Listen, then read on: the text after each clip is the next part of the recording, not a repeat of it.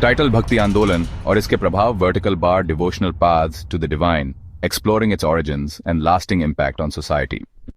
Hello students, मैं आपका दोस्त उमंग। आज हम एक बेहद रोचक विषय पर चर्चा करने वाले हैं, भक्ति आंदोलन या भक्ति मार्ग। यह भारत के धार्मिक और सांस्कृतिक इतिहास में एक महत्वपूर्ण आंदोलन था, जिसने समाज और धर्म को एक नई दिशा दी। तो चलिए इसे विस्तार से समझते हैं। भक्ति आंदोलन मध्ययुगीन भारत में 7वीं से 17वीं शताब्दी के बीच उभरा।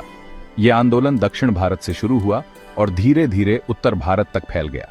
इस आंदोलन का मुख्य उद्देश्य था भगवान की भक्ति को सरल और सुलभ बनाना। इस समय समाज में जाति पाति, अंधविश्वास और धार्मिक रूढ़ियों का बोलबाला था।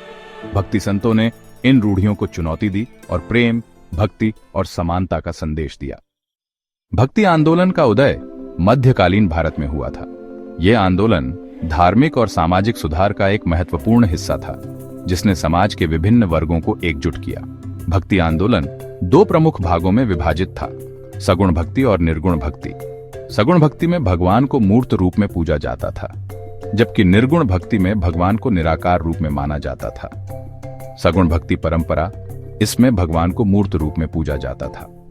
भक्त मंदिरों में जाकर मूर्तियों के सामने प्रार्थना करते थे और आरती करते थे। इस परंपरा में भक्ति गीतों और संगीत का भी महत्वपूर्ण स्थान था, जो भक्तों को भगवान के करीब लाने का माध्यम था। मीराबाई भगवान कृष्ण की अनन्य भक्त थीं। उन्होंने अपने जीवन को कृष्ण भक्ति में समर्पित कर दिया और उनके प्रति अपनी अनन्य भक्ति को कविताओं और गीतों के माध्यम से व्यक्त किया। मीराबाई की कविताएं और गीत आज भी लोगों के दिलों में जीवित हैं और भक्ति की भावना को जागृत करती हैं।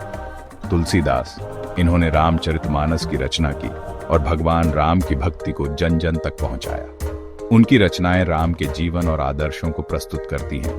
रामचरितमानस ने समाज में नैतिकता और धर्म के महत्व को पुनर्स्थापित किया। सूरदास भगवान कृष्ण की बाल लीलाओं का सुंदर वर्णन किया। उनकी रचनाओं में कृष्ण की बाल लीलाओं का जीवंत चित्रण मिलता है, जो भक्तों को मंत्रमुग्ध कर देता है। सूरदास की रचनाएं भक्ति साहित्य का महत्वपूर्ण हिस्सा हैं और आज भी भक्ति संगीत में गाई जाती हैं। भक्ति आंदोलन ने समाज में एकता और समानता का संदेश फैलाया।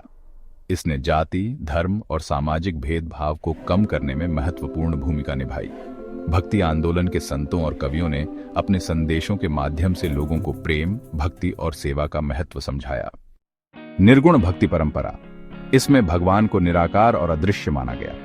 कबीरदास, इन्होंने जात पात और धार्मिक आडंबरों का विरोध किया। इनकी प्रसिद्ध पंक्ति है, जाति न पूछो साधु की, पूछ लीजिए ज्ञान।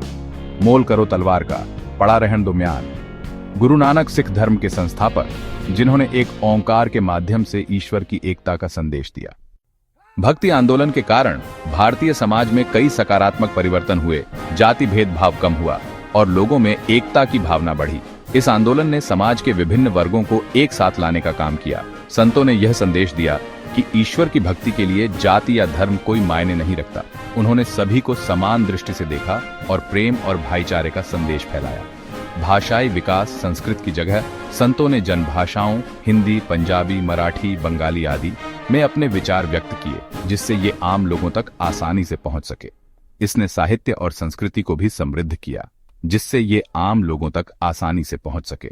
संतों के विचार और शिक्षाएं जन जन तक पहुंची और समाज में जागरूकता बढ़ी। सामाजिक सुधार, नारी उत्थान और धार्मिक सहिष्णुता को बढ़ावा मिला।